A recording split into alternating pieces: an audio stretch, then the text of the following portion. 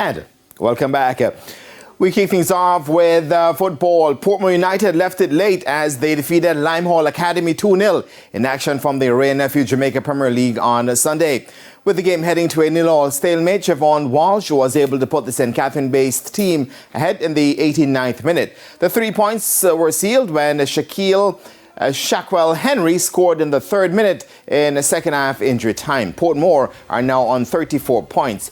Meanwhile, defending champions Mount Pleasant are back atop the standings following a 1-0 win over Treasure Beach. Soleil McCullough wasted no time in putting Mount Pleasant ahead just 90 seconds into the match. In other games, Harbourview and Veer United played out a 0-0 draw, while it was a similar scoreline between Humber Lion and Dunby Holden.